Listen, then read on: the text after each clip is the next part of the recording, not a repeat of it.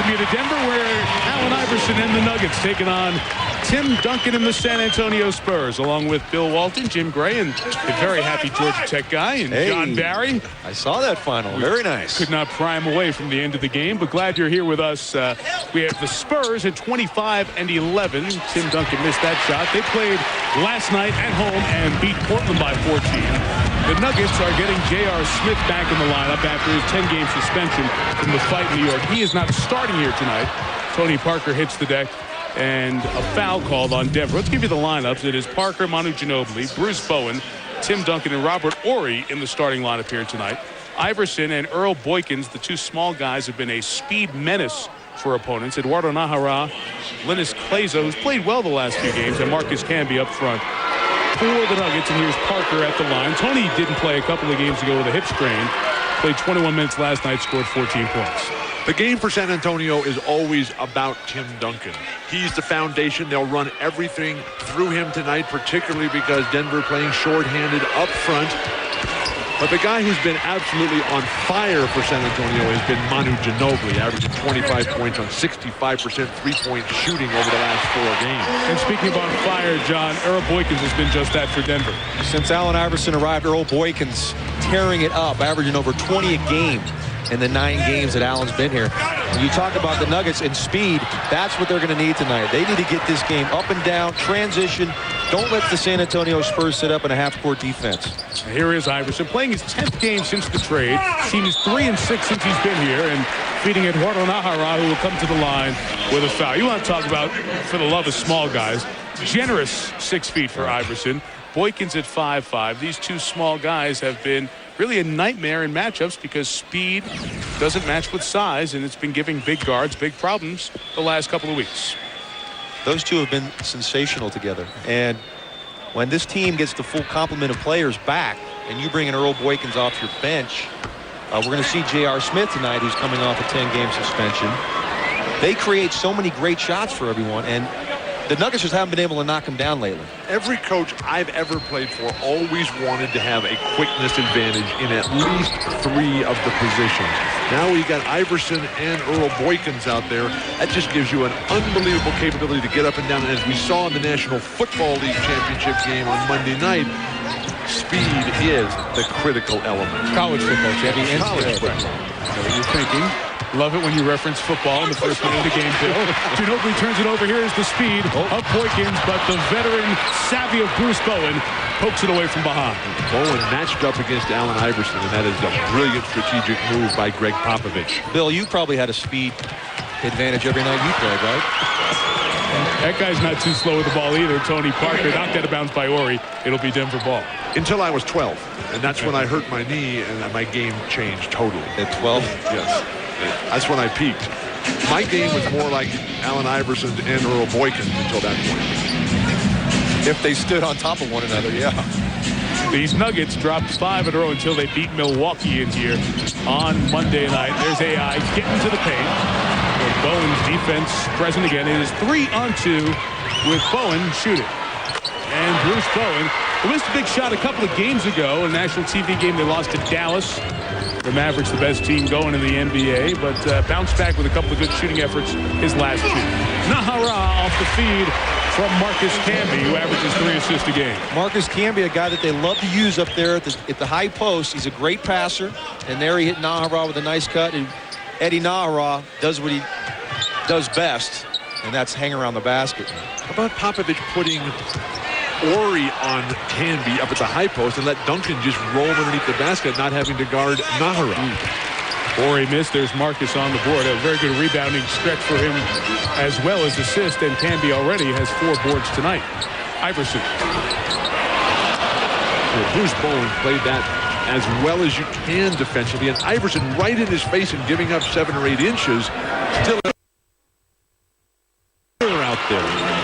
Bowen in his prior 5 games was 0 of 8 shooting the 3, but 6 of 10 from behind the line in the last 2 San Antonio wins against Memphis on Sunday and Portland last night. Boykin trimmed it out. Glazer keeps it alive.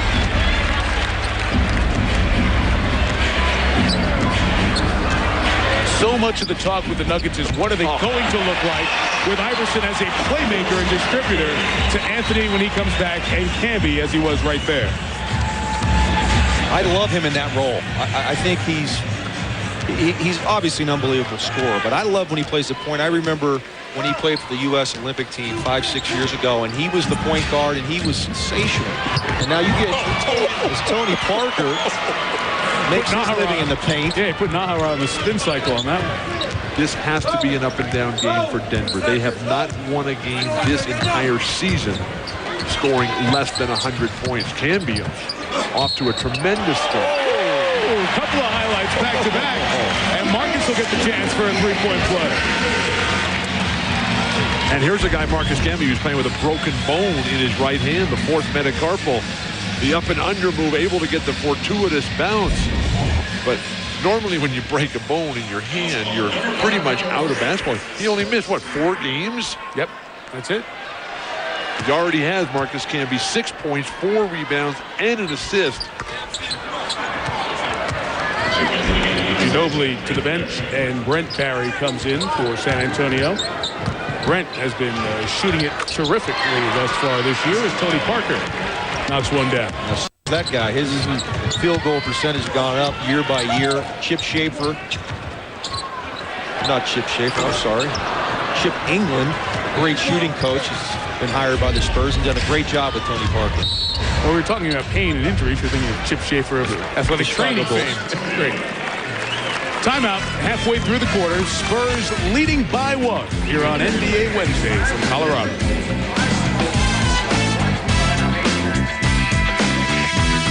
ESPN's presentation of NBA Wednesday, brought to you by Jeep. Legendary capability, only in a Jeep 4x4. And State Farm. Great service, great rates. It's all here. Nobody takes care of you like State Farm. Spurs lead the Nuggets by 1 here in lower downtown Denver. Mike Tirico, Bill Walton, John Barry. Good to be back with you boys as we get going here in 07. And let's continue the point you were making about Allen Iverson in that distributor role, a role you like him in. Well, he's a great scorer, but distributing is what I think he can do best. And when he gets Carmelo Anthony, J.R. Smith coming back tonight, Nene, Camby, he's got a lot of options. He's going to be a lot of fun to watch. For the San Antonio Spurs, this is a huge game tonight because they have not produced against the better teams in the league. Denver, a winning team, and Greg Popovich does not have a very successful record against George Karl. Domino's Pizza key matchup is Allen Iverson, John was talking about, and Tony Parker and his multi-platform prowess. For more on that, let's join Jim Gray. Jim? All right, Mike had a chance to speak to Tony Parker before the game. If he looks a step slow tonight, it's because he's nursing that sore right hip. He had a sprain as he takes a shot right there. Didn't look too sore as it goes in. However, he said it's not really the prescription the doctor ordered to be chasing Earl Boykins and Allen Iverson around all night. That's the job he will have. He cannot go laterally. It is a problem for him, and Pop will keep a close eye on his minutes. He is 4 of 4 thus far tonight, Jim, on the second end of a back-to-back. Camby missed back-to-back shots, and Duncan clears the board. Fabricio Alberto in the game for the Spurs, and a carry is called by Courtney Kirkland, working the game with Jason Phillips and Jack Neese here tonight. And now J.R. Smith returns for the Nuggets.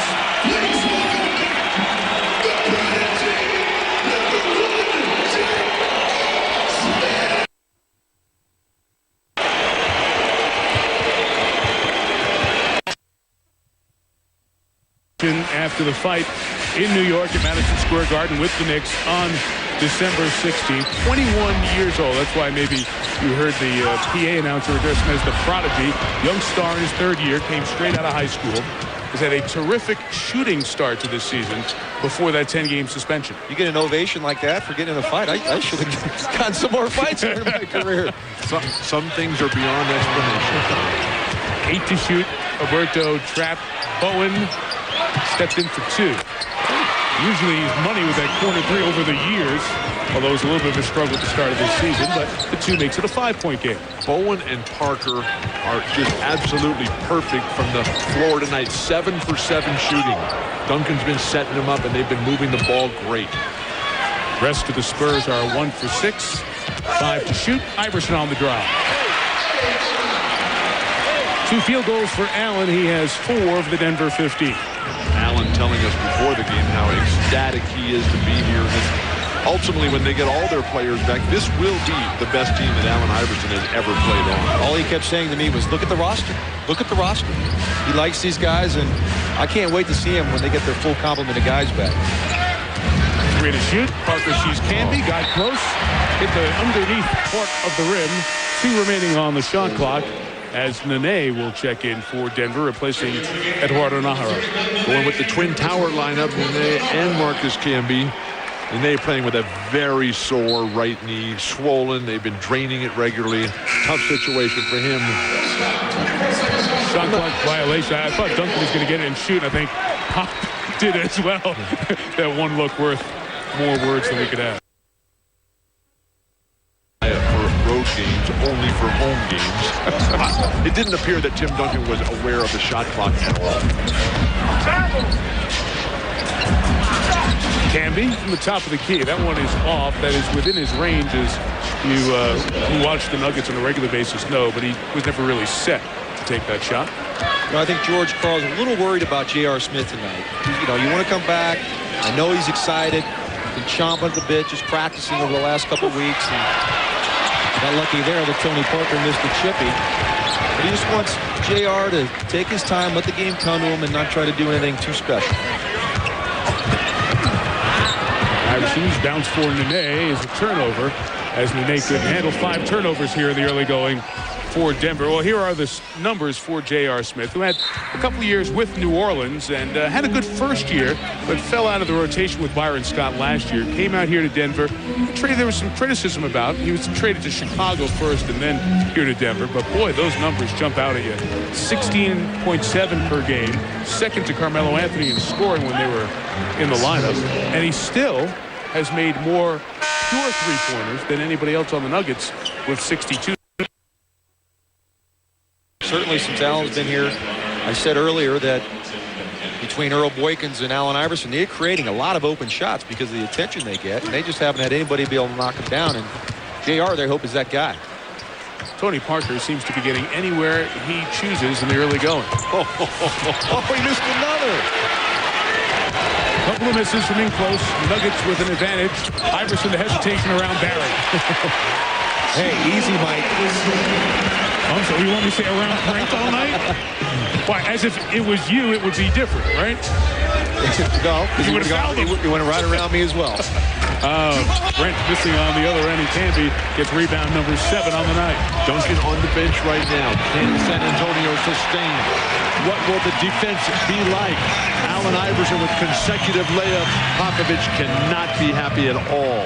That's exactly what he said to us tonight in the pregame talk.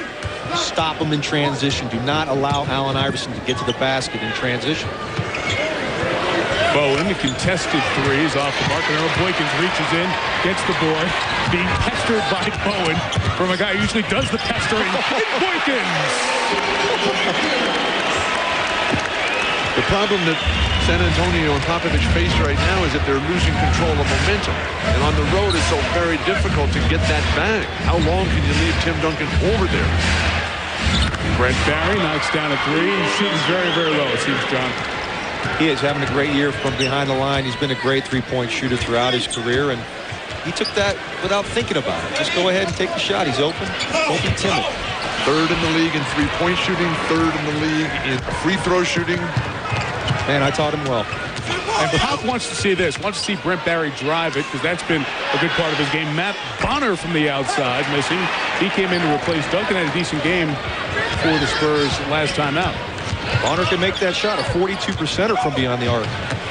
Boykins. So Boykins and Iverson, as they have been over the last week or so, carrying the Nuggets here. It's been a lot of unsuccessful results of late, but pretty good in the last few nights. I like this lineup for George Karl. He's got the 2 big guys to anchor it. He's got great speed and quickness on the perimeter, and Iverson and Boykins and J.R. Smith. That is a ton of firepower. So here is Iverson and Boykins combining for 7 of 10 from the field, 14 points. Got a SportsCenter 30 update ahead. Nuggets leading the Spurs by 2.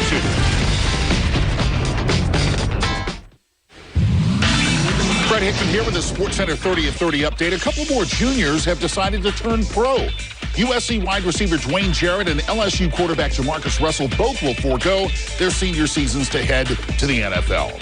And Tom Coughlin will have another year as head coach of the New York Football Giants. Coughlin signing a one-year contract extension that will keep him through the 2008 campaign. SportsCenter following the game. ESPN News open all night. Right now back to Mike, John, and Bill in Denver. Guys?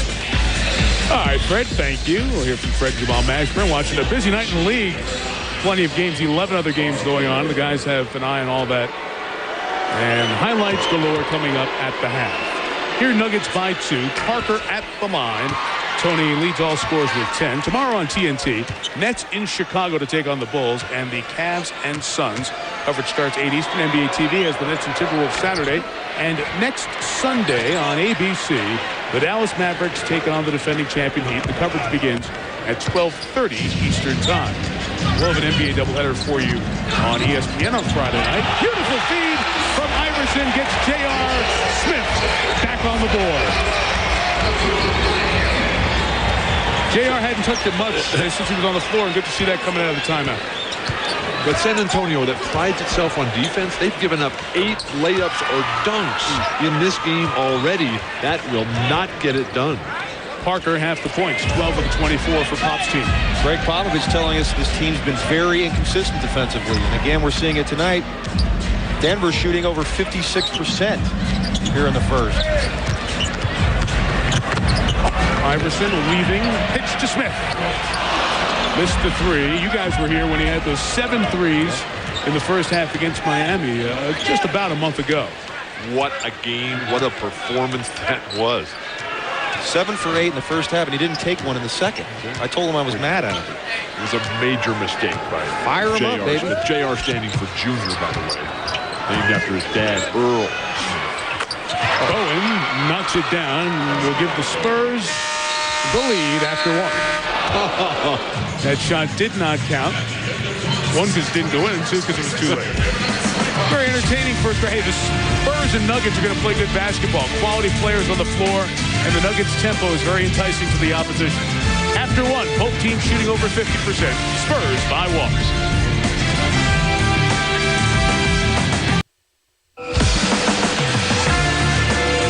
Tonight's game from Denver brought to you in high definition by Olivia. Quarter number 2 from the Colorado Capitol. Mike Tirico, Bill Walton, John Barry, Jim Gray with you on NBA Wednesday. The San Antonio Spurs looking to move to 15 games over 500, leading the Nuggets by 1. Little zone here by the Nuggets. George Karl always intent on changing up the defenses, coming with his gimmicks and tricks. And Barry fires the 3, and Brent connects again. Well, if you're going to play zone, you better get out on him. Now, that's the one guy out here right now that can definitely shoot the 3. But why would you play zone without Duncan in the game? If Bonner and Oberto are in there as your anchors in the front line. Nene goes glass to knock it down. Nene is out there. Kuba Diawara also out there for the Nuggets, along with J.R. Smith, Reggie Evans, and Allen Iverson. Is Beno Udrih with Ginobili, Barry, Bonner, and Oberto for the Spurs. Lazy pass by Oberto. Iverson couldn't reel it in. 7 to shoot for the Spurs. And Oberto is looking at Brent Barry and saying, you got to come to the ball. Don't just stand out there. I was in trouble. Duncan and Parker sitting it out right now. No more zone by the Nuggets. It takes 1 3-pointer, and they'll quickly get out of that.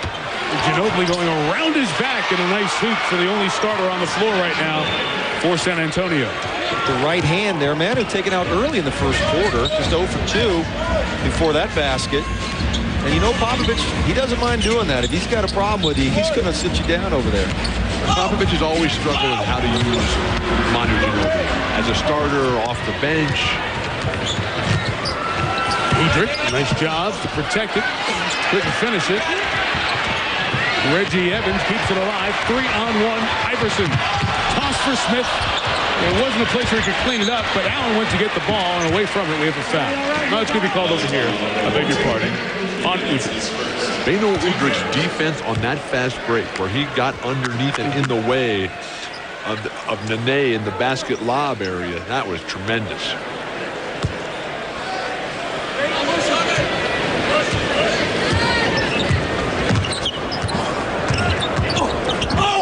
Iverson in the paint. So often you see Allen get in the air and find somebody. DOR comes across the lane but won't.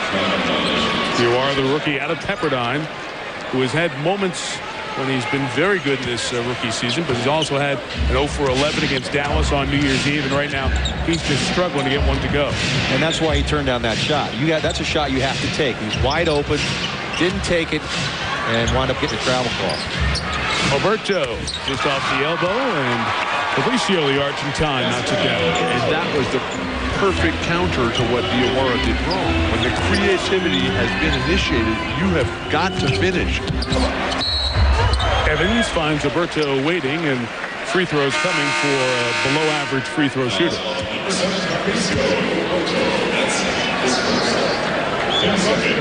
Go back to this play a moment ago by Ginobili. Ginobili, I thought he was hurt last year, and he's looking a lot better this year. Here you see him with a nice crossover move on Reggie Evans, around the back, crossover, and then goes to the right hand as Reggie was standing in cement.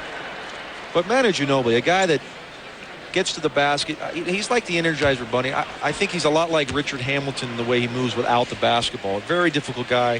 Hated guarding the guy because he was nonstop. Going after the offensive boards. I mean, he was just relentless, and I think he's getting back to that now. Last year, he wasn't the same. He was slowed earlier this year with a bad back, missed a couple games. They couldn't win anything without him. But unlike Rip Hamilton, Manu Ginobili is not coming off screens looking to shoot quickly. No, but just the movement overall. He's got this nonstop movement. And any guy like that, you hate to guard him. J.R. Smith, the bounce too tough for Nene to catch.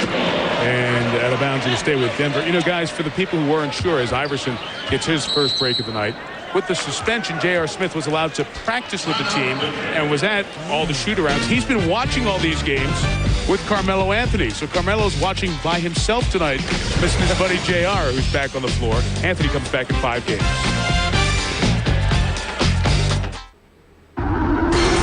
Fred Hickman here with the SportsCenter in-game update. Pacers at Boston. No Pierce, no Zerbiak, and now no Tony Allen. Unimpeded down the lane he goes, lands awkwardly on his left leg, and was carried away in obvious pain, favoring his knee. So apparent knee injury. Do not know how serious it is, but we'll keep you posted when we find out. Let's get you back now to Denver. Mike, John, and Bill. Guys. Okay, Fred, thanks. And it looked to be a completely unnecessary play there at that point. Pacers trying to get back-to-back games in that very stacked division that Indiana's a part of. Meantime, here, it's San Antonio leading by 4. The Spurs trailing the Dallas Mavericks, who are out front in the Southwest. Meantime, Denver is continuing to chase Utah in the Northwest. And Utah and Dallas had a good game last night.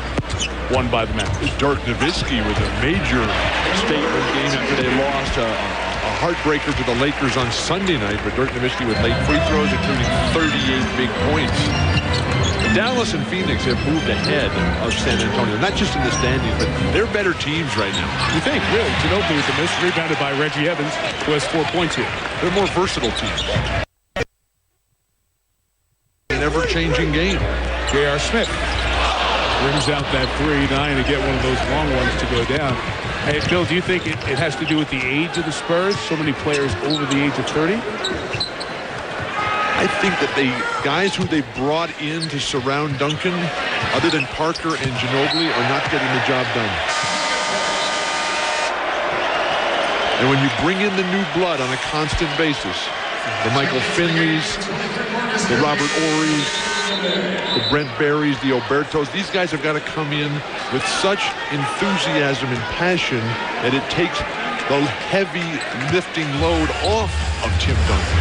Manu is 1 of 6 tonight with that air ball. Robert Ory waiting to come in next dead ball. John, you think the Spurs still in the window to be a championship team? Yeah, they're in there. They're going to be there at the end. Talked to Greg Popovich tonight. He's still trying to feel out his rotation. And it's such a luxury to have when you can win a bunch of games as Earl Boykins goes glass. And I'll tell you what, Earl Boykins is making a pitch to stay in that starting lineup. He's played terrific basketball for the Nuggets. DOR called for the hand check, 25 feet away. Here is the number we talk about. Look at all the miles on the players on this Spurs roster with 9 guys over 30, and so often you worry about, because they've had long playoff runs, their minutes. I thought Greg Popovich made an interesting point. He watches their minutes not necessarily within the game, although he keeps an eye on that as the long season goes on, but how he works them in practice and picking the right spots, because you do have a pretty veteran team that knows each other quite well. Duncan back, missed it, got it back, and put it back in.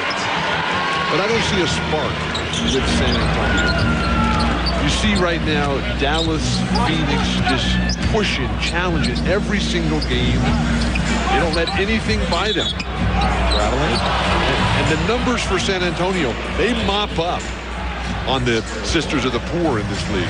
But they are under 500. They're 7-9 against teams that have winning records in this league, and that is unheard of. I thought this would be a spectacular season for San Antonio, and while they're the 3rd best team in the West, it has not been anything to write home about.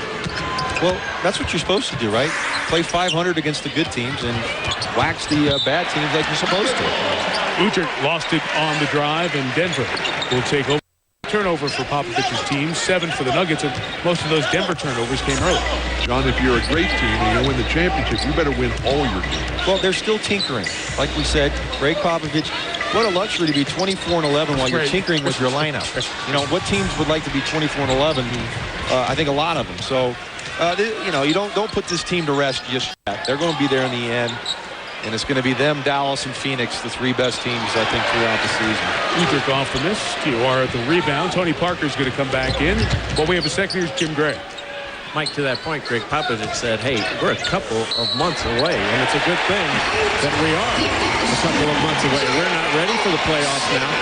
But he also emphasized, you know, this is a team that he has been with for a long time. He knows when to push their buttons. He doesn't jump out at them immediately. He knows when they've made their mistakes, and he picks his spots. He says he hasn't eased up on them at all. He says he's still very, very tough on them, but he knows where they're at, and he's good at gauging every season just exactly where they are. And when he says they're a couple months away, you can bet in a couple of months they'll be ready. Guy and what buttons to push for them. Ginobili picked up the foul, his first, team 3rd. Smith missed the free throw that would have given Denver the lead. What is this, feeling sorry for the San Antonio Spurs? They won a couple championships in the last 5 years. I mean, come on. Duncan rolling to the cup, or he couldn't keep it alive, and Canby gets the board. How about Robert Horry, though? The Dallas game last Friday night did absolutely nothing. Comes back against Memphis, gets 18 with his mother in attendance. And then last night against Portland doesn't even get into the game. Coach's decision.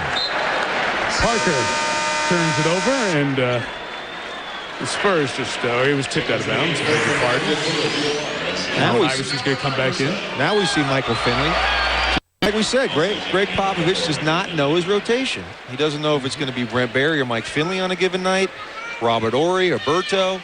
He's got a lot of questions, and I think the reason he doesn't know his rotation is because his players haven't delivered for him. I agree. They've been inconsistent. Finley, 9 seconds in, came to that power stop, missed the shot. Iverson, who sat for 3 minutes, returns with 8 points on 4 of 7 from the field, and he just makes magic happen. And that ball's in his hands. Foul by Parker. It'll be Denver ball when we come back. And when we come back, the Barry brothers sit down. A little family chat, brother to brother. And we'll eavesdrop on it.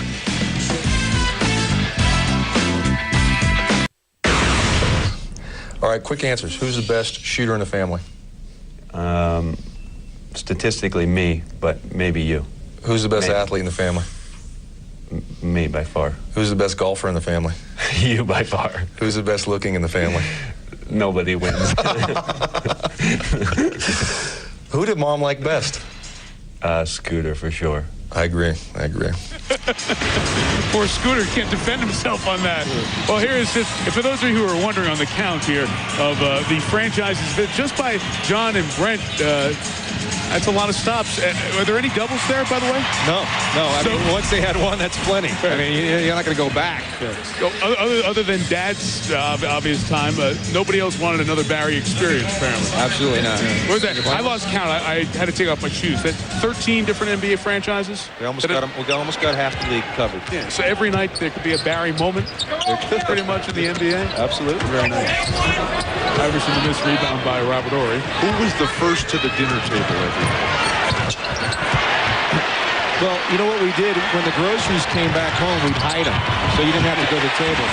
Nice finish by J.R. Smith. You have Smith, Boykins, and Iverson together here for the first time. And George Karl's going to mess with some combos, getting J.R. Smith back in the lineup. Of course, we mentioned Scooter and Drew Barry, your brothers. Obviously, Scooter, the one got the championship with Kansas. Right, University of Kansas. With Danny Manning, Danny and the Miracles team. Missed by Duncan. Foul on Reggie Evans. And of course, Drew Barry, we mentioned as well. There you have Rick. Of course, 10 pro seasons, averaging almost 25 points a game with 5 pro teams. And we have a lot of fun with you, John, and with Brent. But it is seriously pretty amazing, Bill, when you think about the impact the Barry family's had in basketball. Hard to find another family, and I say that to you lovingly, knowing you and Luke. Hard to find another family that's had that kind of impact, college and pro basketball.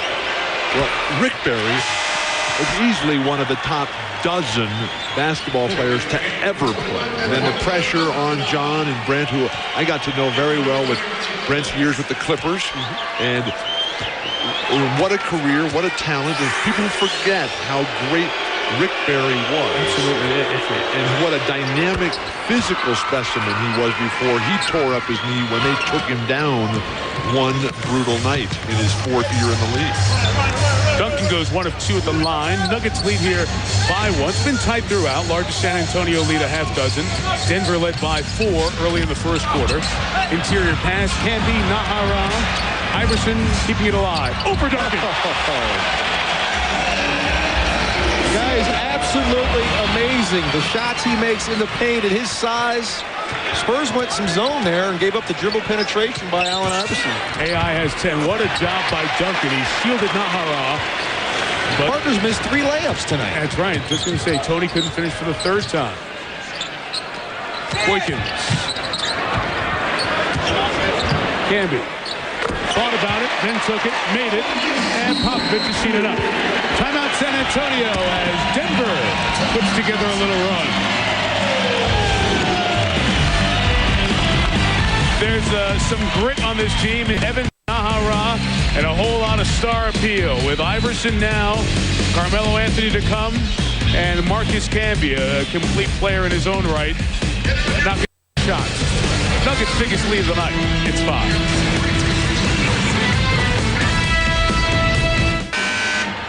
Well, you know, the NBA cares about the community, a broad community here. Recently, the Junior NBA, Junior WNBA hosted the Junior NBA Japan team for their first trip to New York City. It's our colleague and former NBA All-Star Allen Houston, who was part of the meet and greet. It included Commissioner David Stern, a basketball clinic, and a scrimmage against local Junior NBA teams. NBA cares, continuing a tradition of basketball and service to the community. It's a nice program, that Junior NBA, Junior WNBA, teaching fundamentals, sportsmanship, teamwork, and the importance of an active, healthy, and safe lifestyle. Play for fun and shoot every time you touch it. I was going to say, given all the fundamentals and the mission statement of that group, Bill, maybe we can enroll you. Nuggets lead by 5. Bowen expected Duncan to go the other way. And there's the blur of Boykins, stopped by the veteran Bowen. It is a 14-3 Denver run right now. The Spurs had their greatest success when Bowen was guarding Allen Iverson. Right now, the Spurs are taking it on the chin. They're 1 for their last 11 shooting, and Marcus Camby is outplaying Tim Duncan. Allen Iverson gets his first trip to the free throw line. Remarkable for a player who attacks the basket with such relentless abandon. Iverson has 12. Iverson, Camby, and Boykins now have 29 of the Denver 44. And those of you may have been watching President Bush's address from the White House, may have tuned in a little bit late here.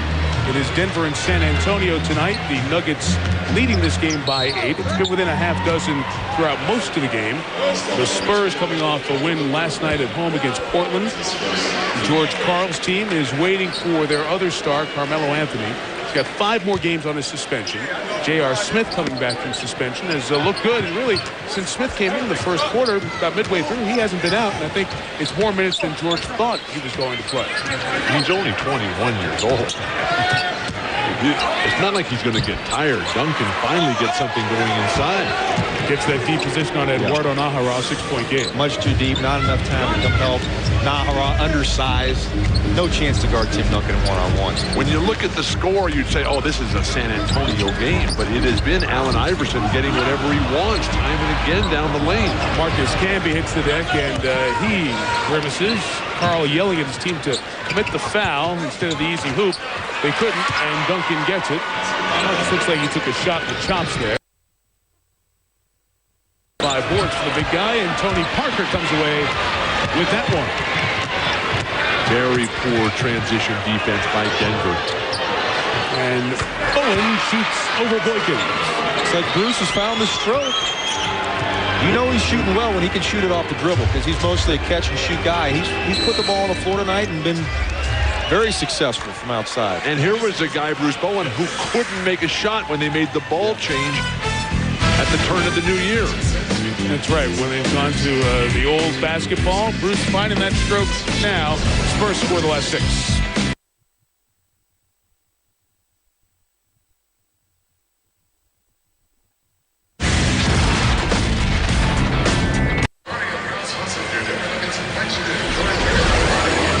Marcus Camby just counting all the teeth, making sure everything's still there. Jaw in some pain. Marcus always getting beat up, it seems. Allen Iverson seeing with the ball here. All the conversation for the last month about the Nuggets since the trade is how are they going to be when Carmelo Anthony and Allen Iverson are together? And we'll talk about that, guys, in the second half. It's a lot of people around, try to get everyone's opinions and hear what people think. And we'll tell you what the guys have to think about that in the second half. Boykins the miss, rebounded by Bowen. Spurs with a chance to score 8 in a row and tie the game. They got a man down, Earl Boykins, who's late to get back, and the Spurs cannot capitalize. But Ori is right there. And a fresh shot clock for the Spurs. 2 minutes remaining. San Antonio going bigger here with Finley, Ori, Duncan, Bowen, and Parker. Tim couldn't convert inside, and he fouls Marcus Camby. Hard to see how Tim Duncan is not going to the free throw line himself. That was great defense, Bill. His mindset must have been, hey, if that's not a foul, how can this not be a foul either? Duncan bumped every imaginable way and comes right in. And that's always a good foul when you're playing against a guy with a broken hand. Well, Marcus Camby coming up big tonight for the Denver Nuggets, working on a double-double, already with 8 points and 11 boards. But here's a guy, Camby, who's had 7 block shots in 4 of his last 6 games. He's got a good defensive stopper, Jim Gray. Mike, you're talking about Carmelo and Iverson and all the talk about how they'll mesh. It's interesting. George Karl telling us before the game, those 2 guys will play together in practice for the first time on the same team. 3 days they have carved out next week. They haven't done it so far because he didn't want to disrupt the rhythm of the guys who are not playing. In other words, Carmelo Anthony. Why put him in there now to develop the chemistry when he couldn't have him for the games? He'll come back January 22nd, and as you guys said, you'll talk about it more in the second half, but they'll get those 3 days next week. To get a good sense of what the future is going to look like, that foul on Camby, it is his second, and the Nuggets first here in the last 2. They're still under the limit, as they only committed 3 fouls in the first 10 minutes of the quarter. But Allen Iverson is still the one who's established himself in a historical sense. Another missed layup. That must be 6 missed layups for the Spurs tonight. Iverson bringing it back for the Nuggets, trying to lose Bowen. Duncan was waiting. It doesn't matter. You know what? He gets just tremendous lift on his shot. Bruce Bowen, 4 inches taller than him, 5 inches taller than him, but yet he still is able to rise up above Bruce Bowen and knock it down. Duncan getting deep again on Najera, and Eduardo has to foul. And it's also not just the quickness of the lift, but the ability to stay in the air. It's not how big you are, it's how big you play. Earl Boykin's perfect testament to that. The quickness of the release, fading away, and Allen Iverson, who is very, very close to reaching the 20,000-point milestone. And he is going to do that in the 5th fastest number of games, behind Wilt Chamberlain, Michael Jordan, Oscar Robertson, and Kareem Abdul-Jabbar. It's pretty good company. Phenomenal company. He now has 19,829 points up to the second. That is 30th on the all-time NBA list, speaking of Iverson. When I said that your dad was one of the 12 greatest players ever, those other 5 guys are part of that list. He's behind those 5. Boykins getting in the lane, dishing it out to Klesa. 1:06 left here before Fred Hickman, Jamal Mashburn join you for all the scores, highlights, and news coming up. AI sees 2, sees Canby. Rebound Duncan. That's what Allen can do. 3 people looking at him. Marcus Camby cuts to the basket, and he makes the right play. So slow on the post-entry pass to Duncan. Doesn't really give him a chance. Parker inside. He's missed 3 of those interior bunnies, but he gets that one. Toyota halftime show coming up. Check out Kobe having a big start in Houston. A couple of guys going pro here in the NFL, and Fred and Jamal break it all down at halftime. Boykins, nice twist around Duncan. Out of Eastern Michigan University, 5'5", 30 years old, Earl Boykins. Parker the response in 1. You mentioned Earl out of Earl Boykins, or Earl out of Eastern Michigan. He averaged 26 points a game at Eastern Michigan and was all of college basketball's second leading scorer back in the mid-90s when he was so dominant there. 1998 was that year. Eduardo Nahara will check out. J.R. Smith coming back in. Oberto and Ginobili to close out the quarter for the Spurs. You take Nahara out, he's not a shooter. You bring J.R. Smith in, who just got the unlimited range and the supreme confidence to pull the trigger. Now that play right there, Earl Boykins gets a layup, and Tony Parker is laying it in on the other end. Any team that likes to run can be run on very easily. And the Spurs, no, they can get up and down the floor when they need to. I wouldn't do a steady diet of that for the whole evening, but you got to take advantage of those opportunities. It's like we talked about with Phoenix. There's an exchange rate. If you see the Nuggets or the Suns are up by 9 or 11, it's like another team being up 5 or 6 because they can give them up so quick. Exactly. They publish that exchange rate, much like the American Canadian dollar. Yeah, it's available. Iverson. Tipped by Canby. And that'll end the half. Allen couldn't get it. Back up.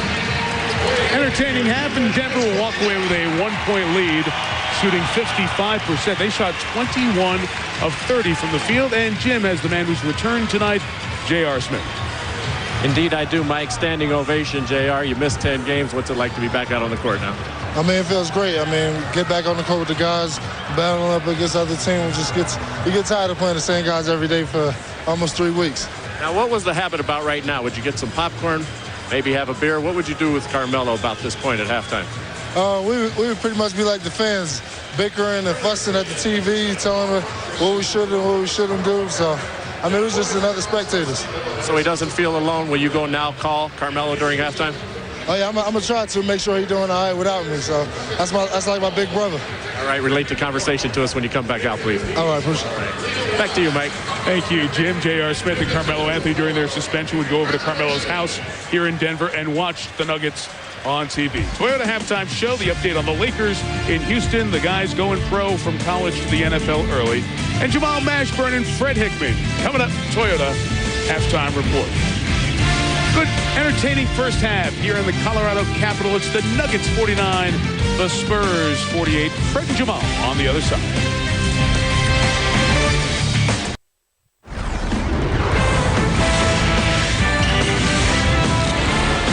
Welcome to the Toyota Halftime Show.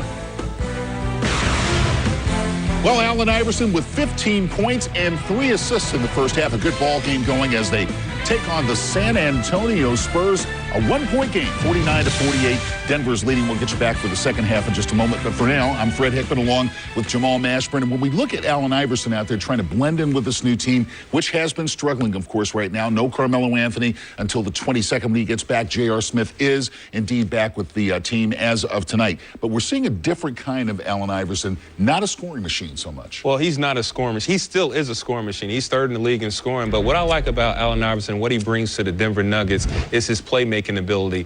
His assists are slightly up at 7.7 a game. As you can see here, he finds the open man in Marcus Camby, a guy that likes to float around the basket. He makes plays for others. He's getting reacquainted with J.R. Smith, and he's having a big game. But Allen Iverson's playmaking ability makes this team a tough team, especially when Carmelo Anthony gets back. Well, in the makeover, by the way, continuing As far as Philadelphia is concerned, Allen Iverson, of course, traded away. And now ESPN has learned that indeed Chris Webber is going to be waived by the Philadelphia 76ers tomorrow. That means they've reached an agreement on a buyout of his contract for this year, the $22.3 million next year. Where do you expect to see C-Webb light? Well, what I see C-Webb is a lot of people have been talking about the New York Knicks and possibly the Miami Heat, but I think the biggest thing for C-Webb is to go to the Los Angeles Lakers. He's a great fit for that team. He has the ability to pass the ball. He has a high basketball IQ, so he can understand that triangle offense. Playing along Phil Jackson and Kobe Bryant, that'll be a special team to watch. And speaking of the Lakers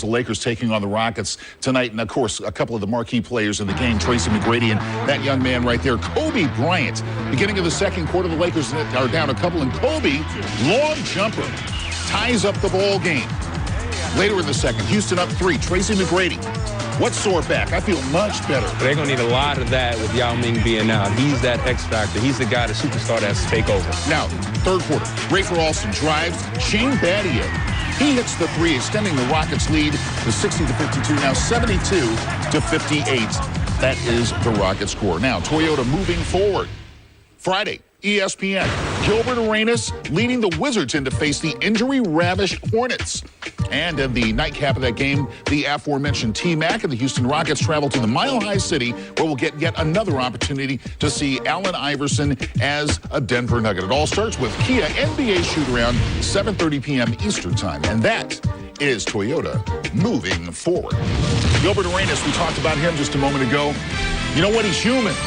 If somebody held him under 30, yeah, we'll show you who and how when we come back. Agent Zero. The Toyota Halftime Show is brought to you by Toyota, moving forward.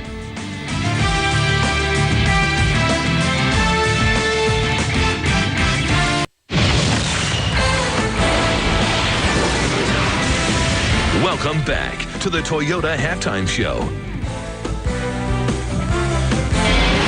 Got some football news for you. Oklahoma running back Adrian Peterson foregoing his senior season to enter the NFL draft. According to the Dallas Morning News, an official announcement could come as soon as tomorrow. Peterson gained over 4,000 yards with the Sooners and is projected to be a top 10 choice. Also, USC wide receiver Dwayne Jarrett and LSU quarterback Jamarcus Russell, both turning pro, both expected to be high to mid-first round picks, according to our Mel Kiper. And Tom Coughlin has signed a one-year contract extension with the New York Giants that will keep him through the 2008 season. Very busy night in the NBA. Elsewhere, the Bulls and the Wizards, Scott Skiles and his crew trying to shut down Gilbert Arenas. Do they get it done? First quarter, tied at 13, and Arenas for 3. But he only had 20 points in the game. That's 10 below his season average. He is human. Second quarter, Antoine Jamison, nice lob pass. He lays it up and in. Wizards up 42-27. And Caron Butler quietly having an outstanding season. Yeah, having an all-star year. Only playing the Eastern Conference, averaging 21 points and 8 rebounds. So an outstanding year for Caron Butler. Hopefully an all-star. So the Wizards go on to get the win. That is their 7th straight win at home. The Mavs and the Blazers. Second quarter is where we pick it up with the Mavs up 5. Jason Terry driving and scoring and 1. Dallas up 13 at the break. Third quarter now, Dallas up by 15, and Dirk Nowitzki, automatic pull-up jumper, left elbow, 51-34 Mavs. And then Josh Howard burying the 3 ball to make it 61-43 in favor of the Dallas Mavericks. And the team with the best record in basketball trying to make it better, 72-53 is your score right now. Bobcats and the Pistons. At the Palace of Auburn Hills, Flip Saunders and the Pistons had lost 4 of their previous 6. On the move, Bobcats up 11. Raymond Felton fakes and then hits the layup, 45-32. Third quarter now. Pistons down 4. Tayshaun Prince. The bucket in the lane. Pistons, though, trailing by 2, 69-67. Fourth quarter now. Bobcats up 8. Adam Morrison. That's a tough move. Well, you can see why he averages 13.7 points a game, leading all rookies in scoring. A lot of people love him. Now, Emeka Okafor. There's a lot to love about this guy, too. Driving down the lane, takes a nice pass, 103-96, a good tough win for the Bobcats on the road. Pacers Celtics, Doc Rivers' crew, second quarter Celtics up by 4 rather. Tony Allen missing the 3, but Gerald Green right there to mop up. So the Celtics are leading, but tough news for them in the third quarter. Tony Allen, untouched. lands awkwardly on that knee. Yeah, that's a tough injury. He's been playing extremely well, averaging 11 points a game in the absence of Paul Pierce. So that's a tough injury for the Celtics. Also, Wally Szczerbiak not there. He was carried away. Not sure of the extent of the injury. When we find out, we'll let you know. Jermaine O'Neal, little floater right there off glass to put the Pacers up 82-68. And then you saw the updated score. Now the Sixers and the Knicks. Nate Robinson's first game back after the suspension for the Denver fight. Eddie Curry. Big He-Man move. Yeah, he's a tough cover in that low post. If they can start getting him the ball in the post and have teams double team him, perimeter will open right up. Oh, Jamal Crawford inside. Curry with the tip-in. There's an example of what you're talking about. The Knicks up 68-54. And then Stephon Marbury for three to put the Knicks up 92-78. New York goes on to win the ball game by a final count of 106-99 for the faithful at the Garden. Meanwhile, Tim Duncan has 11 points, but the Spurs down one. They trail Denver 49-48 at halftime. Mike, John, and Bill will give us the second half story coming up. The Toyota Halftime Show is brought to you by Toyota. Moving forward.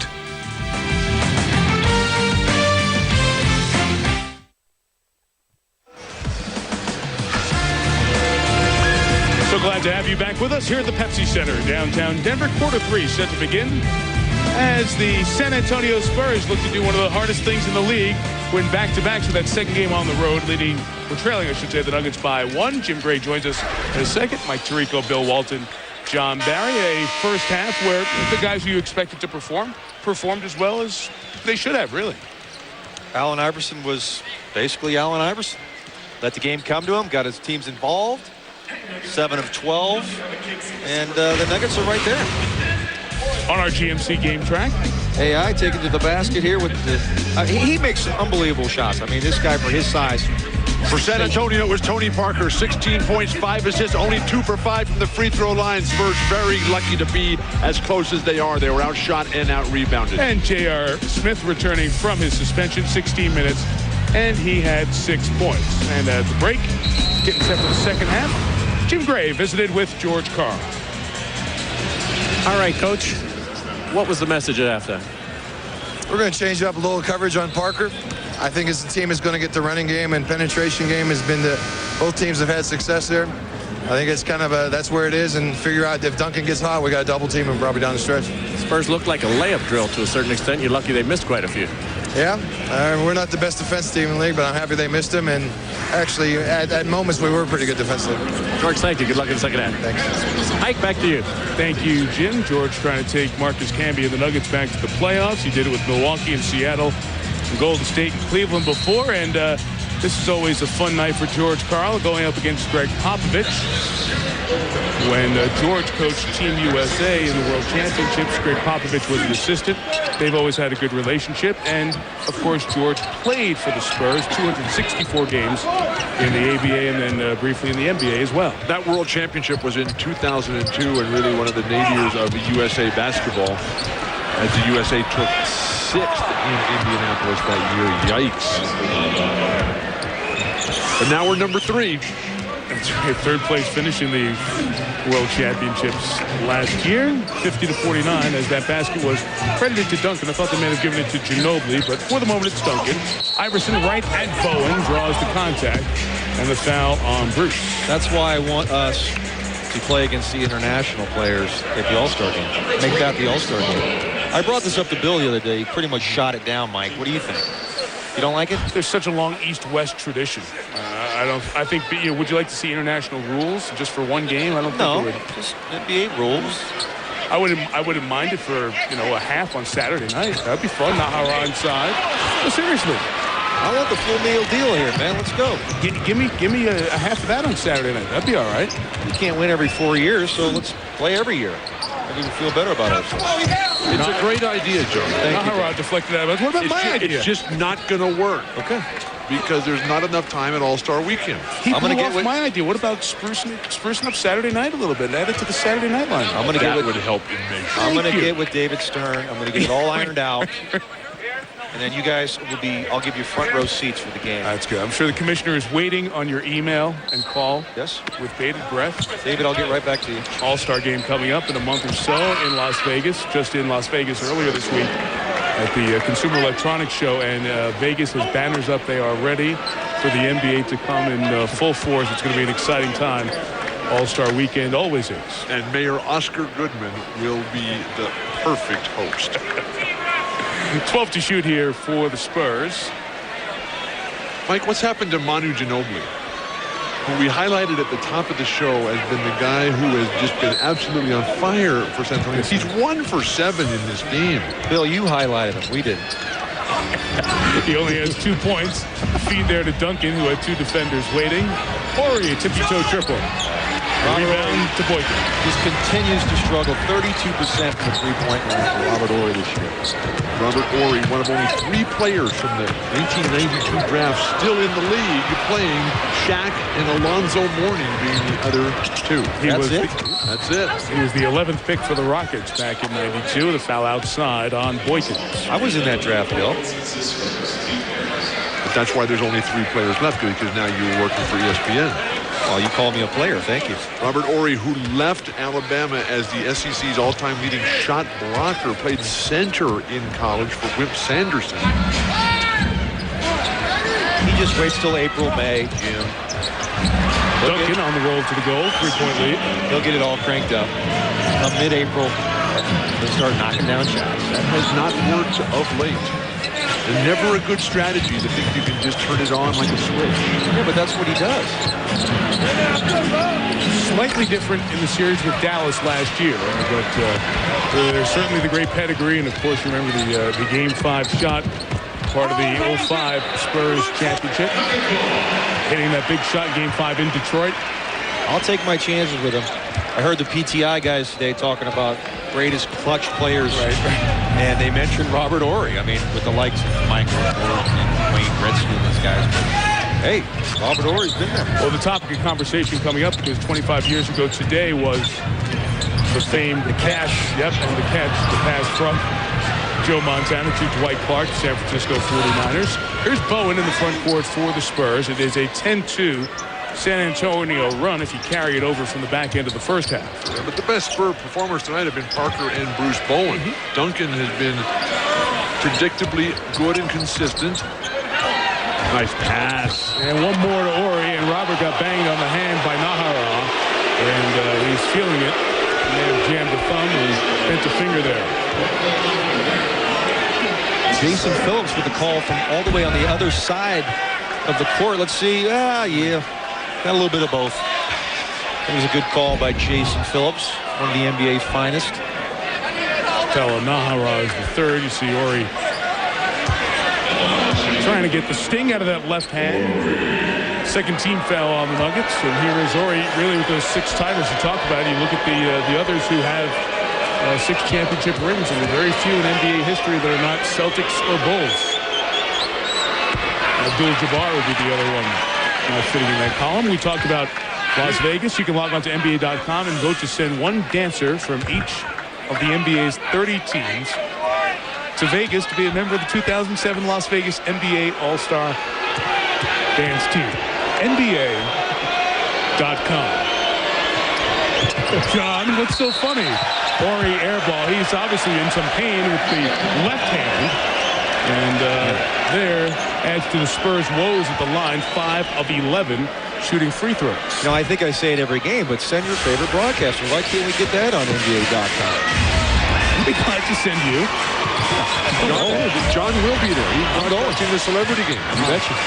Iverson denied by Horry.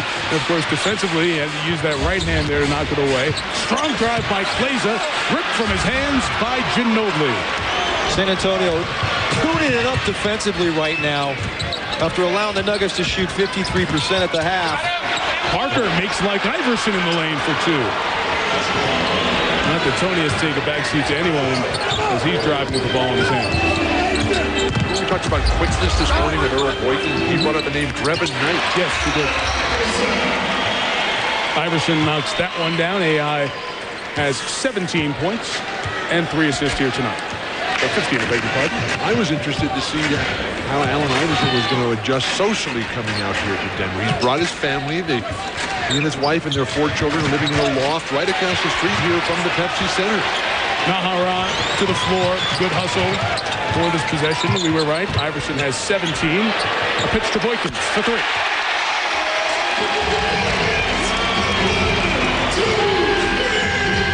That's what can make him an effective player for this team. Not only can he score, he can set people up. They're great dribble penetration, finding Earl Boykins for the splashdown. And the first Denver 3 of the night. Percentage-wise, they're the poorest three-point team in the league. Ori to Duncan. The dunk. And conversely, San Antonio is the best three-point shooting team.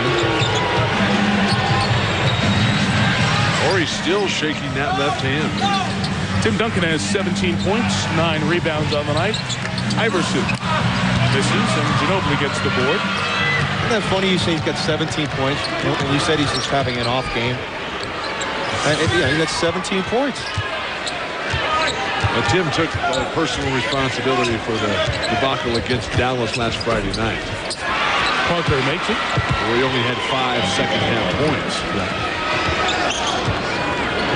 It's been the story of Tim Duncan's time in San Antonio. It's just an excellence that comes through appreciation and watching. Rarely does he dominate games in a flashy way. Kleza, the 3. He's been shooting that a little bit more of late. Ori, the rebound. And once again, Billy looks at that left hand after he squeezed the ball. But, you know, they're going to take a timeout and talk this over about Ori's hand. When you're shaking it that long, this is not just a stinger. 16-5 Spurs run. San Antonio leads by 4. ESPN's presentation of NBA Wednesday, brought to you by GMC, engineered to the highest standard, professional grade. And Wendy's Deluxe Value Meals, do what tastes right. Spurs lead by 4 here in Denver in the third quarter. Tim Duncan leading San Antonio here tonight in an overall game with 17 points and 9 boards. The Tim Duncan effect, we talk about how sometimes it's underappreciated for this extraordinary resume with 2 MVPs, 3 times the NBA Finals MVP, those 3 NBA championships. Look at the Spurs in the Tim Duncan era. They have the best winning percentage in their sport. If you take the best in each sport, it's better than the Red Wings and the Broncos and the Yankees, who are the top dogs in their respective games over the last decade. So you can say that in the Tim Duncan era, his team has been as good as any team in any sport in its time. Ginobili, the hoop there. Spurs lead by a half dozen. And to fill in the numbers there, in the Tim Duncan era, they have never finished worse than 3rd in the entire NBA in opponents' field goal percentage. They've never finished worse than 2nd in the league standings in their division since Tim Duncan got there. Consistent and dominant. Iverson again. You gotta love watching this guy at the offensive end. Sensational. But George Karl, who said his Nuggets team is not very good defensively, they have given up 6 layups this quarter. It's what Jim talked to George about at halftime. They were the beneficiary of 5 missed layups by the Spurs in that first half. And that's why they were minus 12 points in the paint in the first 24 minutes. That's flipped here in the third quarter. You know what? When Allen Iverson is isolated at the top of the key, there probably wasn't a more scary moment in my NBA career than being that guy guarding him. Especially when he was in Philly, and it was a home game from Philly. The crowd, you could just sense, here it comes. Here comes that crossover. Iverson's working on that right toe that's been bothering him. Jim Gray has an update on another injury. Jim? Well, Robert Horry on the other end, as you look at Allen Iverson first, Tim, it is the right toe. He just came over here and he says it hurts a lot. He was wincing during the timeout. They worked on him. He will stay in the game. He's a tough guy. You know, he's had everything hurt. He just keeps on playing. Robert Horry now on the Spurs bench.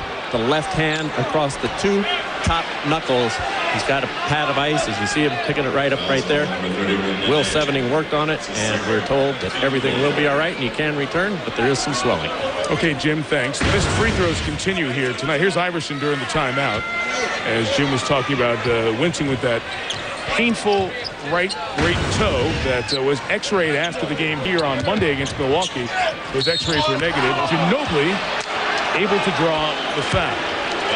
San Antonio is just punishing Denver in the paint.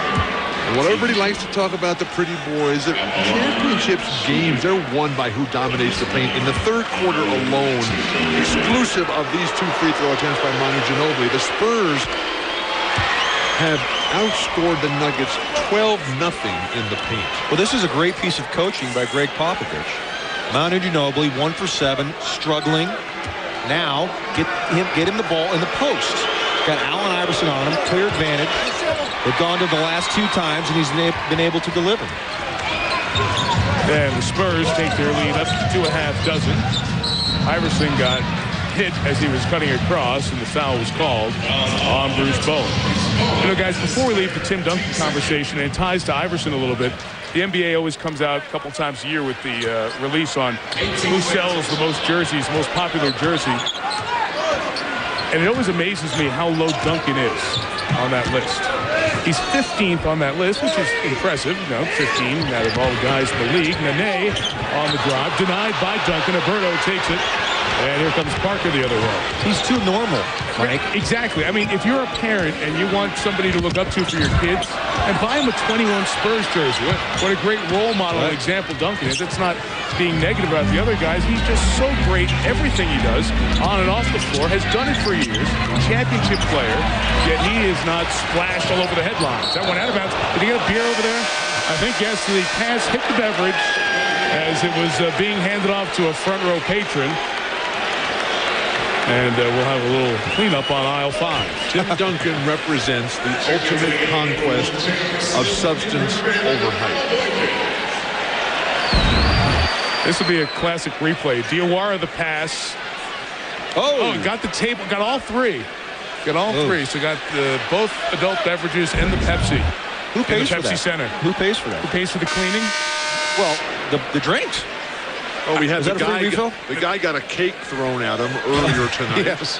And now we have the drinks being spilled on the front row patrons.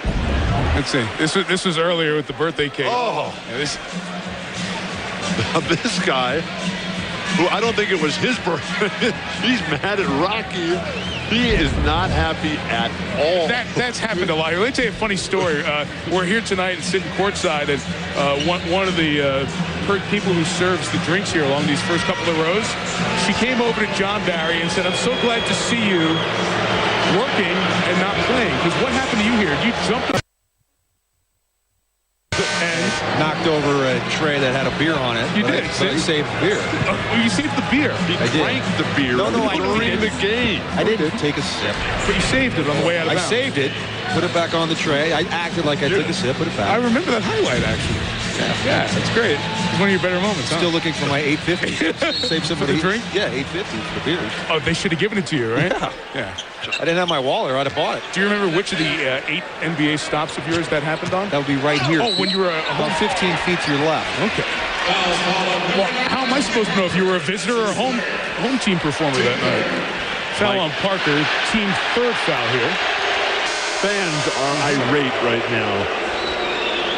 There's a sense that things are going against them, but right now the Denver Nuggets are very much like the Sacramento Kings. They tease you a lot, but they can't close the deal at the end. The Kings, huh? Kings went down to Cleveland last night and gave up a huge 4th quarter lead. Defensive 3 seconds here, lead technical, the free throw. You know, guys, we were talking about the jersey sales, by the way. Kobe Bryant moving to the 24 jersey. That is the number 1 right now. Carmelo Anthony's Nuggets jersey is 5th. Allen Iverson, Denver Nuggets jersey, is 4th. Following his trade to the Nuggets from the Sixers, he moved up 3 spots. He was number 7 before the trade, and I know that they've not been able to keep in stock the youth Iverson Nuggets jerseys here in Denver since his arrival. It's been a very popular arrival. There's really been a great buzz in this normal football-crazed town about the basketball team. Nene blocked by Alberto. And there was no buzz before he got here, because even with Carmelo Anthony, even with the team resurgent under George Karl, they were 25th in attendance and flat television ratings in the local numbers. But since then, since Allen's got here, there's been a tremendous surge. Duncan got Nene in the air. Will be a goaltender on the back end of it? Nope. It was on the way up, so just a foul and free throws coming. Speaking of flat, Bill, the Denver Nuggets have 8 points in almost 8 minutes of this quarter. San Antonio Spurs, I'm sure, got the message from Greg Popovich that 53% shooting is not going to get it done as Denver shot the first half. And they've come out here and laid the wood to the Nuggets, and they can't score. It's as if they all went into the locker room and called Carmelo Anthony and asked how he was doing. This week, ESPN will have their NBA Friday doubleheader. We'll have the Wizards and Gilbert Arenas taking on the Hornets. And then we'll be right back here to see Jeff Van Gundy's Rockets in town. Rockets Nuggets at 10:30 Eastern time. So Duncan dry at the line again. Timmy's 3 of 8 shooting free throws. It's always a story with Duncan. He's at 63% this year. It's right where the number was a year ago. Remember the year he shot 80%. And this is midway through the Duncan era. The Nuggets still without a 3. Oh, 1-3 tonight. I'm sorry. Earl Boykins made a 3 earlier, but this is the worst three-point shooting team in the NBA. Iverson gambled. He lost. Alberto keeps it alive. So my question is if Chet England... shoot the ball, Brent, please. Slapped at by Smith. Iverson, JR. You're right, Bill. Brent's got to shoot that ball. At least get it up on the glass, possibly get an offensive rebound, but you don't throw it back out to nobody in particular. You know, Udrih continues to struggle. A critical member of this rotation, a backup point guard behind Parker. Got to be able to score. That's what he does. Alberto knocks it down. Fabricio Alberto, the 6'10", second-year man in the league at age 31 after his international experience, part of that championship Argentinian team. Fabulous. Fabulous. Is that what we call him? Fabulous. That's his nickname, Fabulous Fabricio. Well, Fabricio shoots 57% on the year. It's not pretty, but he's very effective. You see the international players led by Parker and Ginobili with the international players. Funny, I don't know who asked in the meeting with Greg Popovich before the game about if all the international players get Pop's unique wry style of humor.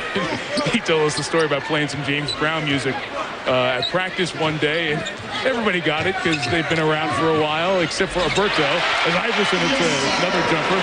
Fabricio just kind of looking around like, what is going on here? Well, the multiculturalism of the San Antonio Spurs. The same thing happened with the football game on Monday night. Matt Bonner from Florida was all pumped up, and he said he's going around bragging to everybody in Manu Ginobili. He said, what are you talking about? Duncan right at the edge of his range. Can't get it to go. A rebound for Nene, playing on a very painful right knee that might bother him throughout the season. But his health and Marcus Camby's health might be as important to this team's success as Iverson and Anthony Mecca. AI starting to feel it. Did you sense it when you played against him, John, that when he started to hit a couple, he'd really look for that shot even more? He'd look for it at any time. It didn't matter how many he made. One of the most relentless offensive players in the league. I'm with you, though, Mike, with Camby and Nene. If Denver is going to really do anything other than be the 7th best team in the Western Conference, you know that Iverson and Carmelo are going to play fantastic. Yeah. But what about the inconsistencies and health issues of Camby and Nene? J.R. Smith forced one there, missed it. That's where you got to feed the hot hand in Iverson. Absolutely. That's Smith's first game back. What a feed. Finley to Duncan. Nene running out to a struggling three-point shooter, leaving Tim Duncan under the basket all by himself. I think Nene needs to lose some weight. Well, with the knee issues he has, Iverson draws 2. Misses. Finley gets credit for the board as we approach a minute here in the third quarter. Spurs leading by 3. San Antonio's largest lead has been 6 in this quarter. Denver led by 8 midway through the second. Dano Udrih. More points in the paint. That has been the story of this third quarter. All the layups the Spurs missed in the first half, they're converting in the third. Maybe that'll get Bano going. Struggling with his shot. But a guy Greg Popovich has great confidence in. Thinks he can really get the job done. Camby trying to go aggressively. Lost the handle to keep it alive. Yep. Nene complaining about the call, needs to get back on defense. What are they waiting for? Nene's back there jawing at the referee, and they got a serious advantage for a layup. Canby came up with a block to bail him out. One shot for Denver. Well, San Antonio could have had one shot there, but if you can get a layup, you got to take it. Fabricio was unable to knock it down. And Greg Popovich, hands on hips, his stares, not at the defense, but at the decision not made. Iverson. 12 of the 16 in the quarter for the Nuggets. Oh, man. AI wanted the contact there, didn't get it. But this guy can get absolutely any shot he wants at any time. Kept his team in the game in the third with 12 of their 16. Iverson has 26. Off we go to the fourth. Spurs by 3.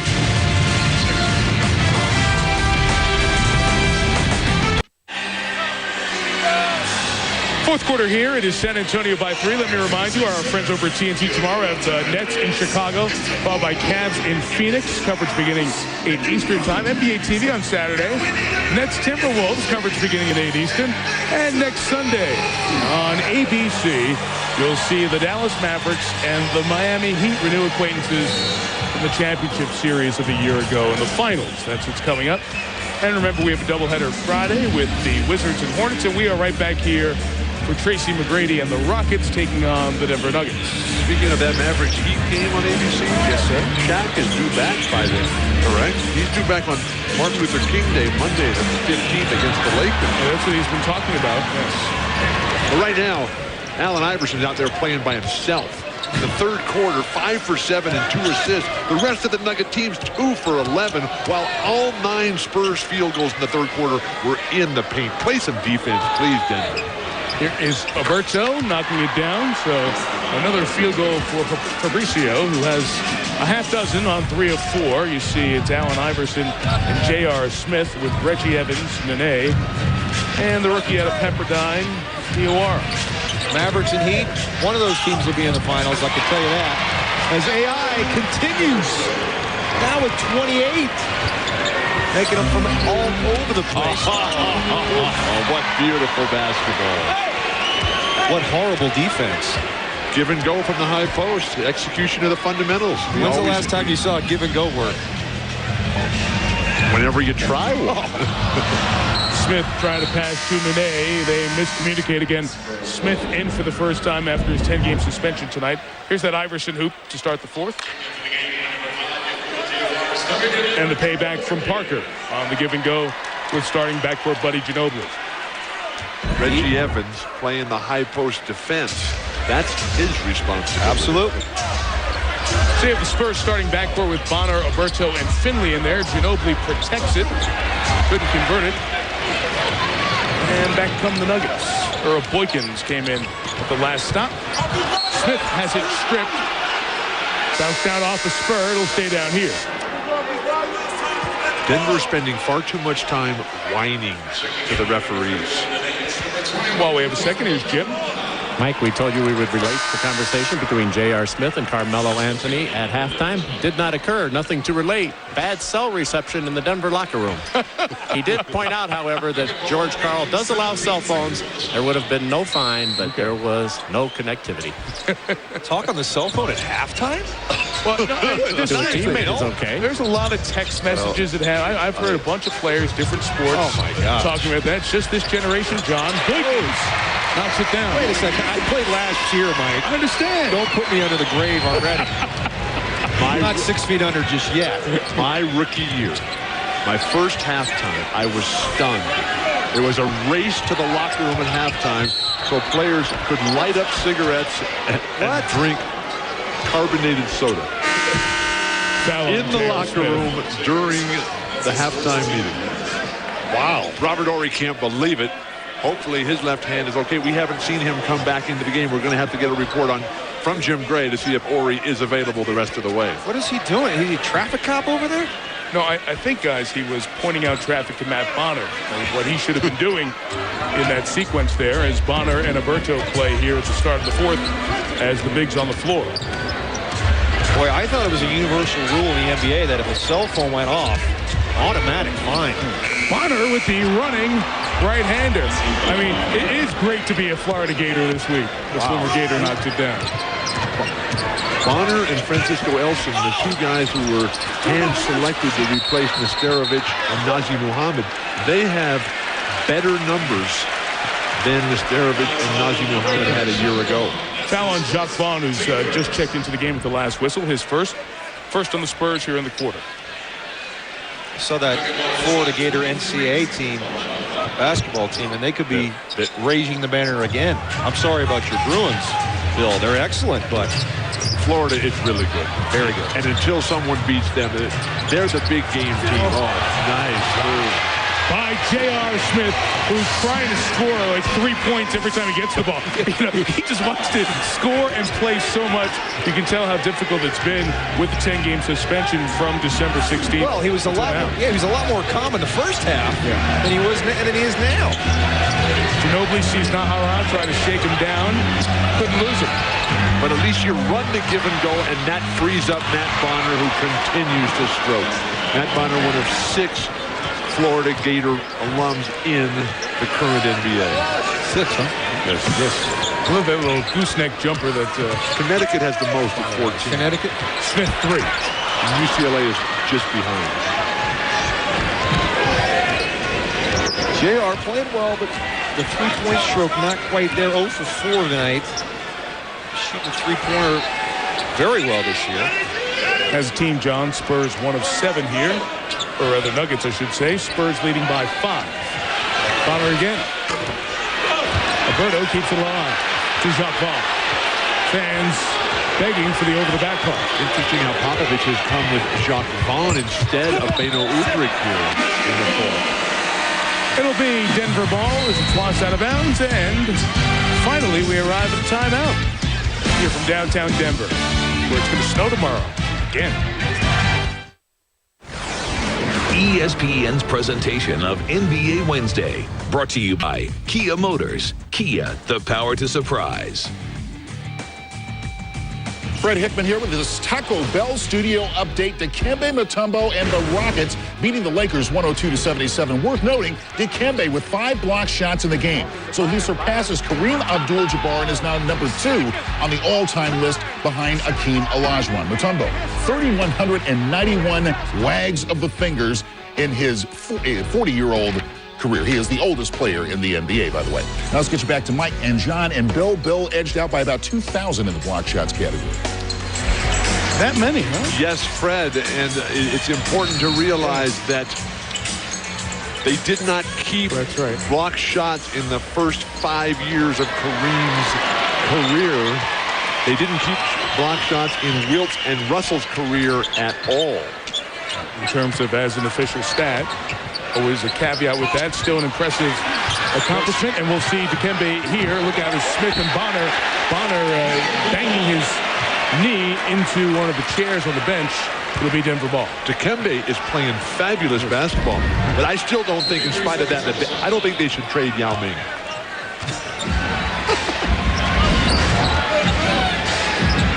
Yao out with the injury. Here is Nahara. Bonner, who came down awkwardly on that knee, took the blow.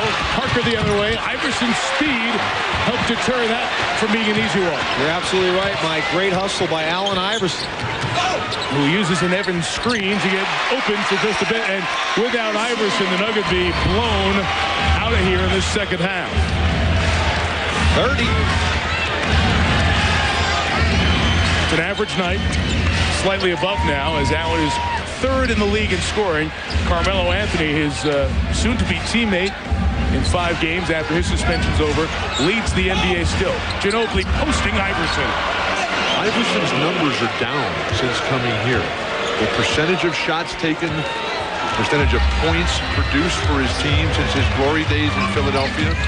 But when he comes off that screen, when they nail Bowen on, the defender on the screener has to step up and find Iverson, not just give him a wide-open 15-footer. Nahara couldn't finish, couldn't draw the foul. Only 1 foul per team here in the first 5.5 of this fourth quarter. And only Nahara with 4, a player in some foul trouble. Ginobili. With the shot clock, Nuggets ball. This is what we were talking about. They hustle by Iverson to get back. And then right back up the court, gets that beautiful screen. And the guy defending the screen is just lagging back in the lane. Well, guys, how do you think it's going to work in 5 games? And we'll be here again Friday, and then the following Friday when Cleveland comes to town to talk about Carmelo and Al. How do you think it's going to work with these two guys playing together when that starts a week and a half from now? Ton of points. I think the both of them can average 30. You think they can, really? I really do. Smith driving fouled. The way this team plays, George Karl, they don't call plays. I think it's going to be great. They're both winners, but their ultimate success in terms of winning games is going to be based on Marcus Camby, Nene, Reggie Evans, and if anybody can control the paint and not just rely on the pretty boys on the perimeter. You know, it's interesting. The only NBA teammates to ever average 30 together were Elgin Baylor and Jerry West, and Baylor missed a part of that season. He was in the Army in those days where he averaged 38 points per game. Talking about the time ahead with Iverson and Carmelo as teammates, we asked George Karl about that topic today. Once he gets back, that adjustment is going to be the hardest one because 20 shots a game, 20 more touches a game. You know, how that fits in, who backs off? Does Earl back off? Does AI have to back off? We can't take 20 games to figure it out. We got to figure it out probably in 8 to 10 games. And that's kind of, so the coaching staff's been challenged to, you know, what we're going to keep, what we're going to throw away, what's helping AI right now, you know, where do we go at the end of games? And that's the interesting dilemma here, guys, as J.R. Smith hits the first one. This is step one, getting your second scorer before the trade back into the lineup, getting J.R. Smith used to playing with Iverson. Then Carmelo Anthony, who obviously is going to get a higher volume of shots, getting Melo and Iverson and Smith to all work together. And you don't have a lot of time to mess around because the Nuggets can't throw away a third of the season saying, well, you had the 15 with Iverson's suspension, then about 10 to get used to each other, because a third of the season thrown away in the NBA Western Conference could mean the difference in being in or being out, because there are good teams like the Clippers out of the top 8 right now. And Minnesota surprisingly tied. Minnesota beating the Clippers tonight. Bonner again, Spurs 5-point lead. Bonner's had an outstanding contribution tonight for Greg Popovich. I think it's a great problem to have for the Nuggets. Carry called by 29-year veteran official Jack Neese on Iverson. Greg Popovich has been all over Jack Neese all night about that call. They called Tony Parker for a calling earlier in the game. First quarter. And he's been wanting that one, and he finally got it here in the fourth. But we're already seeing how these more players returning from the suspension for Denver is impacting, say, an Earl Boykins. He was dynamic in the first half, but has been a non-factor here in the second as J.R. Smith has taken over. Ginobili is fouled by Smith and will draw free throws. But, John, you've been on some good teams. Do you ever think that the guys on San Antonio and Phoenix sit around and say, worry about how many shots they're going to get? Nope, absolutely not. And whose team it is and who's the man? Nope, absolutely not. But there is an adjustment period to find out the roles of each guy, and that's what George Karl's talking about, that they're going to take 8 to 10 games to find out, hopefully. If it takes any longer, this team might be too far back to get in the playoffs. That's why every game becomes important. You can say, well, we didn't have so-and-so tonight, but here, this game, winnable game, you're hanging around down 7. This one counts just as much when it's all said and done. Boykins nearly turned it over. You know, guys, I don't think when the stat sheet gets passed around the San Antonio locker room and they head to the charter, that there's a great concern by those guys about the FGA column, field goal attempts. You know, they're concerned about winning and what it takes, and that's going to be the key to success in the Denver locker room. If by March they're not worried about how many did I take, then this team's going to have a chance to succeed with this mix. You know who's also there is the Dallas Mavericks. Mm-hmm. Yep, Iverson the miss, rebound Ginobili.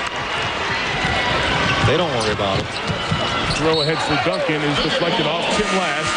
Freebie possession there for Denver. Well, there you have all the games that they've lost, and we're only, 33 games into the season, 11 different starting lineups. That will change when Anthony returns. Naharaz played in every game, and he's as banged up as anybody. And Kenyon Martin, of course, played in 2 games before injuring his knee. and going out for the season. There is Kmart. People don't even talk about that. I mean, you're talking about a guy that was an all-star a couple years ago. Kleza missed the 2. Bonner the rebound. This has turned into a San Antonio Spur game. The second half, they dominated the boards. Denver cannot shoot the ball. San Antonio's getting in the paint, doing everything they want, and playing San Antonio Spurs basketball. Denver, not a good fourth quarter team. Bonner on the cut. Duncan fed him. Rebound by Smith. The Nuggets have only scored 26 points in the first 20 minutes of this second half, and Ginobili denies another scoring opportunity with the turnover. And they have yet to win a game, Denver, when scoring under 100 points. And they're not going to get there tonight. 4 minutes, They need 25. We're already in the fourth quarter? We are. With this score in a Denver game? Duncan. The fourth leading scorer in the league. Camby looked to be clean with the block up high, but they say the pin down of the arm is where the foul was called by Jason Phillips, the official. Rolling across the lane, grab the hole. That's an easy foul. Everybody looks up at the They clock. don't call that. So why even have a rule book? I mean, Tim Duncan was grabbed, held. That's kind of like the pass interference in football where the guy wraps around the back, hits the ball, nothing but the ball, but you get that hand down low. That was a good call by the official. But Tim Duncan continuing to struggle at the line. 3 of 9 here tonight. What is Earl Boykins doing? This should be a delay of game. He's trying to get J.R. Smith down to fill that box. Yeah. And Tim will step off and reset at the line. We have seen stretches where Duncan just struggles. And as we see before every game, Duncan spends a lot of time at the line as soon as he comes out trying to get ready. Mr. Both. Mike, weren't you telling me that Tim Duncan has his shots blocked the third most in the NBA? Yes, that is true. Eddie Curry and Zach Randolph, number 1 and 2 of getting their shots blocked. Tim Duncan, number 3. I was shocked to hear that. Kleza with the basket. Popovich calls for time. And Denver has been able to just hang around long enough here to make it a 5-point game.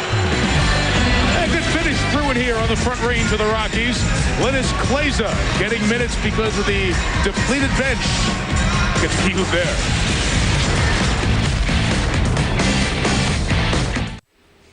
I'm Fred Hickman. The Philadelphia makeover continues, and Chris Webber's days as a Sixer are done as the team has agreed to waive him and buy out the remainder of his contract. Here's a statement from Webber. I wish the Sixers organization the best, and I thank the fans for their support during my time in Philadelphia. I appreciated Ed Snyder and Billy King for their cooperation with the buyout of my contract. I believe this is the best situation for both parties and look forward to continuing my basketball career. End of quote. Webber told ESPN.com's Mark Stein, by the way, that he would like to sign with Miami, Detroit, Dallas, Los Angeles, or guys, San Antonio. Back to you in Denver. Well, interesting, Fred. We did bring that up to Greg Popovich tonight because that report was in the Philadelphia paper earlier today, made official tonight, and it didn't seem, at least at the point of our conversation, there was interest on the San Antonio end, but stranger things have happened, so we'll see. Well, Webber's interested in them. Yeah. Why not? It won't cost him anything. Huge money payout to Chris Webber. Congratulations on that front to him. Possession kept alive by Parker. 3:05 to go. 5-point San Antonio lead. My question, though, with Tim Duncan shooting 3 for 10 from the line tonight, why isn't Chip England working with him all the time? Ginobili, I think he's working with in, and Manu makes the running left-hander. That extra possession with the offensive rebound helps make it a 7-point game. I think Tim's working with Chip Schaefer. Actually, Tim said he doesn't have to do therapy on his feet. Bruce Bowen's defense has just been superb on Allen Iverson. Bowen, one of the rare swing men to be a regular for a half dozen years on either the first or second all-defensive team in the NBA. Again, that basket set up by a second chance opportunity created by Matt Bonner. San Antonio just eating this team alive on the boards in the second half. San Antonio out of timeouts has been superb tonight. Allen Iverson has only got one shot attempt up in the last 5 minutes. Bowen suffocating defense. Bonner way left on the three. Plaza did a nice job on that trip. He was ready for Duncan as he rolled and popped out on the shooter. Iverson looking to get some hoops here down the stretch. Boykins a three. Big one. Big one. The little guy's doing it again here tonight. Iverson has 30. Boykins has 18. 4-point game as we go inside of 2 minutes. Foul him. Ginobili got Smith in the air for a two. What is J.R. Smith thinking? Smith told us that in his time away during the suspension, he worked so hard on defense when he played with Anthony in their practice. Great job by Ginobili to take it away. The bounce pass to Parker. Beautiful. Beautiful play, Manu Ginobili. Great look away. Bounce pass to Tony Parker after a huge steal. Manu Ginobili pump fakes J.R. Smith and goes glass. And then Ginobili comes right back with a superb defensive play, stripping Marcus Camby and then kicking ahead. As Parker finishes, Ginobili has scored the last 6 and then assisted on the hoop by Parker.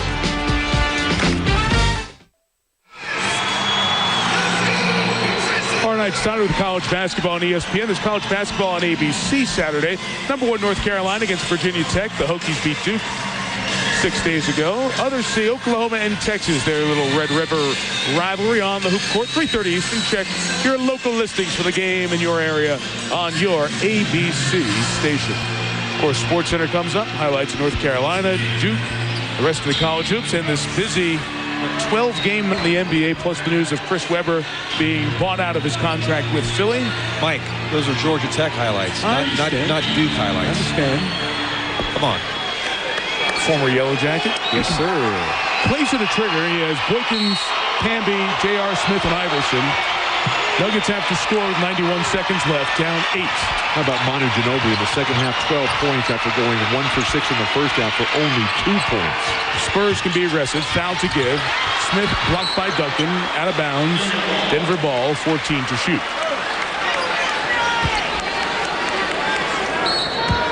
Timeout, Denver. 20-second timeout. This will be a 20, and George Karl's team will have 1 left after this. San Antonio having a couple. So if Denver can't pull this one out, guys, they're going to lose 6 of their last 7, fall to 17 and 16. And what do you think about the point I was making? That you don't have a lot of room to mess around because of the quality of teams in the Western Conference. Minnesota beating the Clippers tonight moves ahead of Denver. But with all the suspensions, which are self-inflicted wounds and can't be considered mitigating circumstances, they have only themselves to blame here. They're not going to win games unless they have their full contingent of players. I totally agree. And time is running out. Teams are getting better. Like you said, Minnesota coming along. And they can't afford to keep floundering here. They're going to need somehow to stay afloat before Carmelo gets back in a couple weeks. Have 5 more games until Carmelo Anthony returns. That's going to be a Monday night game here. Excuse me, the Clippers did come back and win that game. Clippers have become the juggernaut of the Western Conference on the road here after finding their game against Memphis the other night. Boykins a 3. Chased it down, but off his face, saved by Plaza only momentarily. Parker is fouled by Smith. And it'll be San Antonio ball. That was a foul to give for Denver.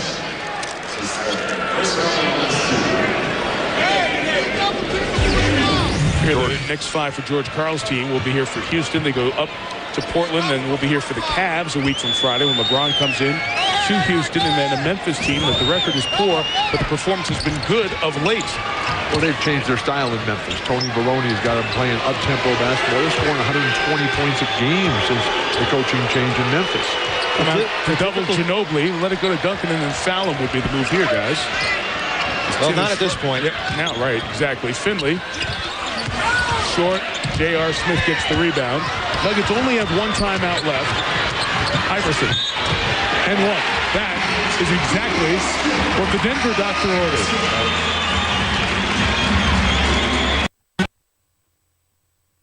Such a great job in transition. You see how he leans in to get that contact. and is able to go up and finish. And now you make the free throw, you get a 5-point game. Who do you foul on the Spurs? Well, Tim Duncan will never handle it. Tim Duncan might take it out of bounds. You have to foul the ball. Get the ball in Parker's hands, Ginobili's hands. Finley's a very good free throw shooter. Nuggets have scored 33 in the half, and Iverson has scored 18 of them. How about putting Brent Berry into the lineup? Pressing Parker. Finley has it, hands to Ginobili. They go to get the foul. Ginobili went to the cup and scores.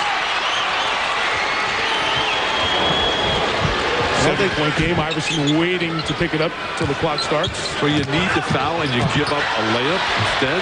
Look at Ginobili again. Pokes his way in there. Oh, great touch pass. And that will put a bow on this San Antonio victory. You still feel sorry for the Spurs, Bill? I don't feel sorry for the Spurs. I just think that they've been passed up by Denver, by Dallas and Phoenix. With more players playing the new look NBA, which is up and down. Let's get running. When it mattered, guys, the last 12 points for the Spurs. Manu Ginobili scored 8. He had 2 assists that led to the other 4. So he made the key hoops when it mattered. And the San Antonio Spurs win back-to-back. Second one on the road. That's always tough. Moves to 15 games over 500, 26-11 as they beat Denver 92-83. The Nuggets fall to 17-16, and they'll see Houston in here on Friday night. And guys, we'll see you then. Houston playing much better basketball right now. Jawan Howard, Tracy McGrady on fire. Should be an outstanding NBA game. Enjoy your days in Denver with John Barry, Bill Walton, Jim Gray, Mike Tirico. This has been a presentation of ESPN, the worldwide leader in sports. Off we go to SportsCenter.